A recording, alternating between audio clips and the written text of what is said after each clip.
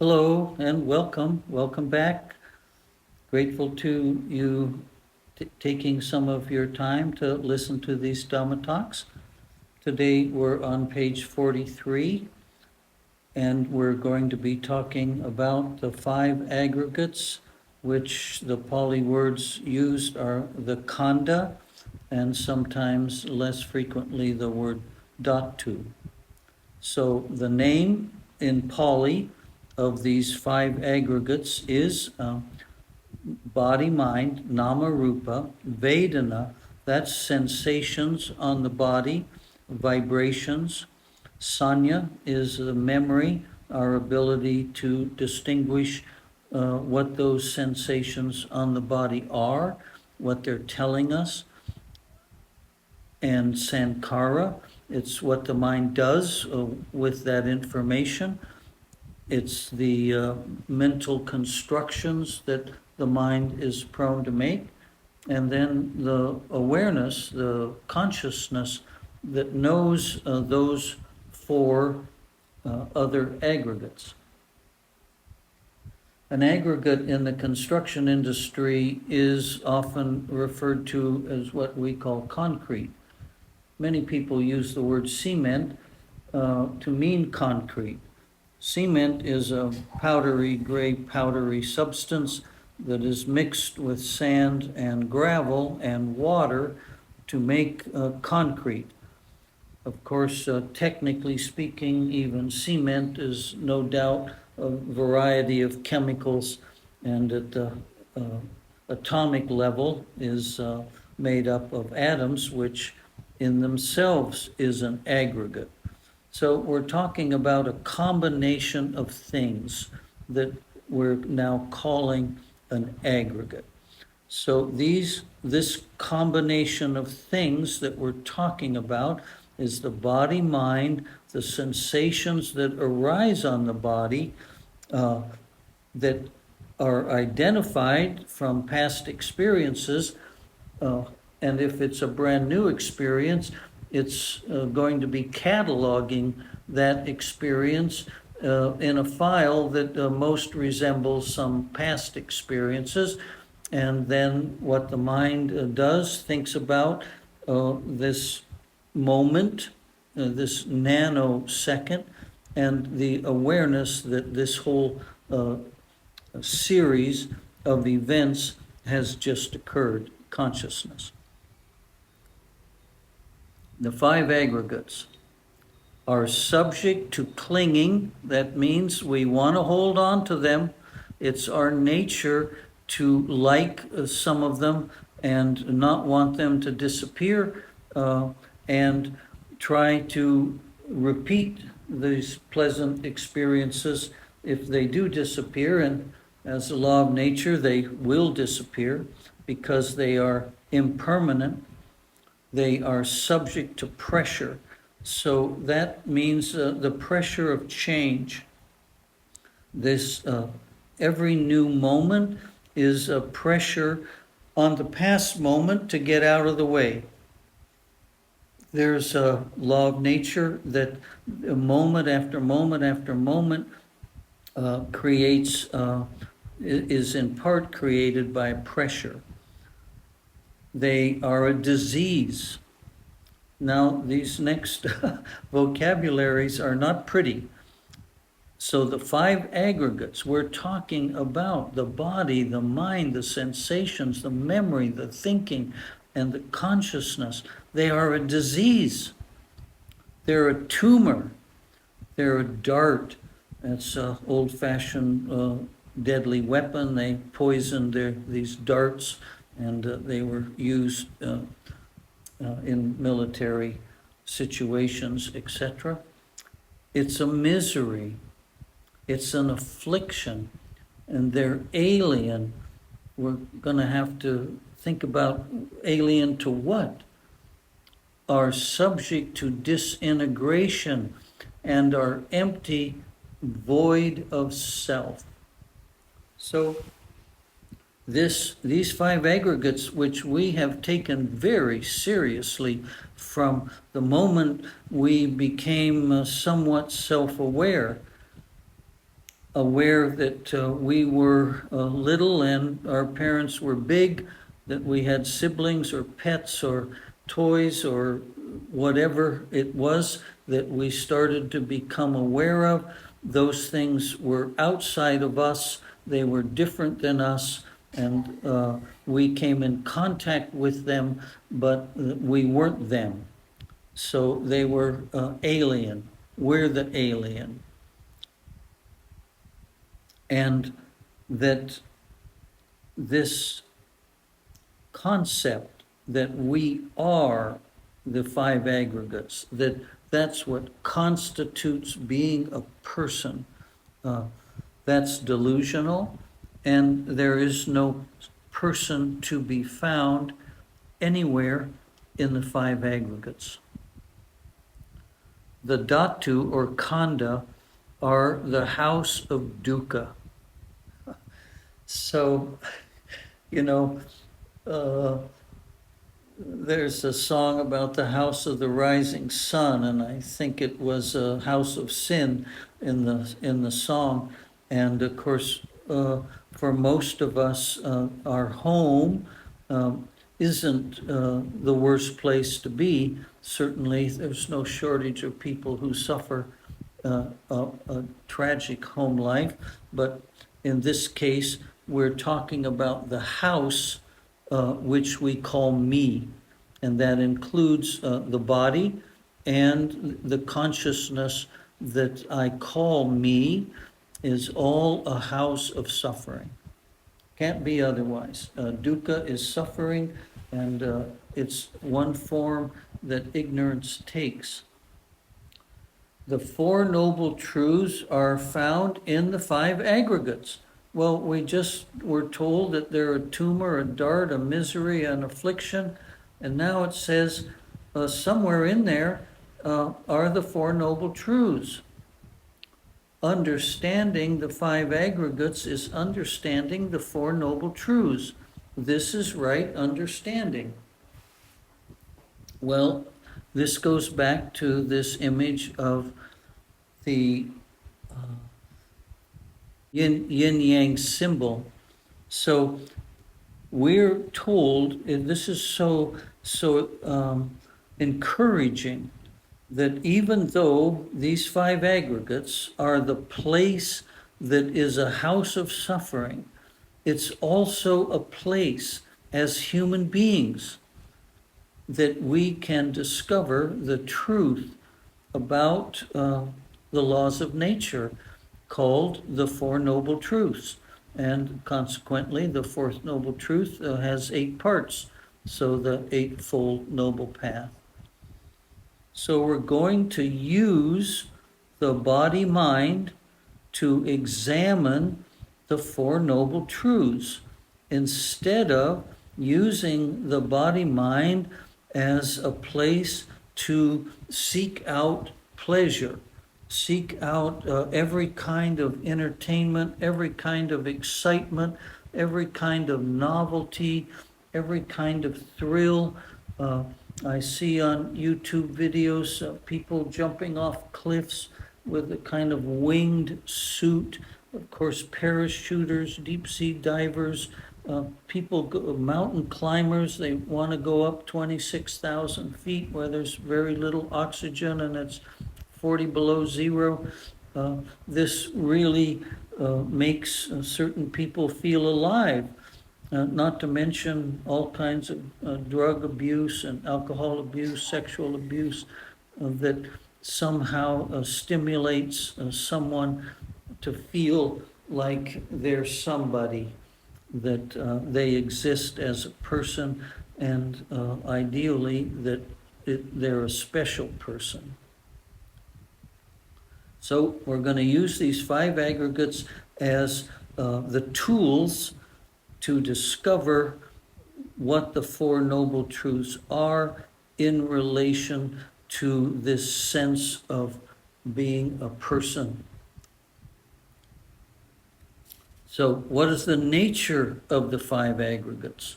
Now we're going to get a little deeper insight. Rupa is body or form. So it's something we can see, hear, smell, taste, touch, etc. It's a thing. It's not just an idea. And here are Buddha's description, analogy to these five characteristics called the five aggregates. So the body is a lump of foam floating down a river. Foam, of course, is a whole lot of bubbles, and regardless of the size or the number of bubbles, when they pop, they're empty. There's no self inside a bubble, and this aggregate called the body is similar to a lump of foam. We have all seen lumps of foam. I know at the beach, lots of times the tide level has this foamy stuff, but on closer examination, it's all empty. And in this case, we're talking about empty of a self. So the Vedana are feelings or sensations. They're the bubble. Sanya, memory, is a mirage. It's something that looks so real, we know from movies, etc., storybooks, that some dying person on the Sahara Desert begins to hallucinate that there's some coconut palms in the distance, and there's going to be a little pool of water to save his life. So memory is a mirage because the memory is never accurate. It's always embellished with our opinions about the experience that we're having. We've been talking about this a number of times in the past. We don't just have a direct experience. We have an experience, then we interpret it, we like it, we don't like it, we're neutral, and then we have opinions about it. I've been told a number of times that the least reliable evidence in a court of law, in a trial, is eyewitness accounts. And we see that over and over. They interviewed different people from different angles who witnessed the World Trade Center experience, and they all had their own point of view. Some people saw an airplane that looked like this, some saw a different colored airplane, so on and so on. So we need to remember that just because we have a memory doesn't mean it's true. It may have components of truth, there may be some real value to it, but ultimately it's extremely subjective. So that's memory, it's a mirage. We think it's substantial, we think it's real, but if we examine it, we're going to find we fabricated it. Sankara, concocting, we've described what Sankara was on the last page. It's a hollow tree trunk. So there are some trees in Asia here that when you cut them down, unlike many trees throughout the world that are solid from the bark to the core, they're actually hollow.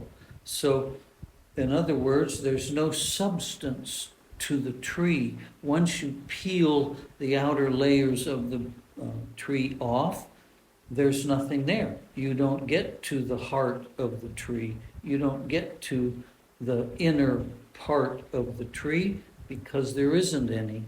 So sankaras are totally fabricated. They exist entirely in the mind. And there's no substance of a self in any of the sankaras. And vijnana is consciousness. It's an illusion that all of these things belong to me. The first four, Namarupa, Vedana, Sanya, Sankara, are all mine, and the contact that it's having with the world is real, it's substantial, and is not subject to change or not subject to the rapidity of change that in fact it is. So we can't trust this, I call it the secular mind. We cannot trust the consciousness that we call the secular mind.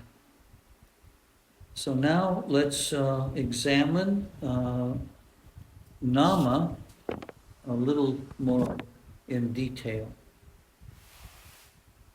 It's the chitta or the mind. Chitta, mind, heart, state of consciousness.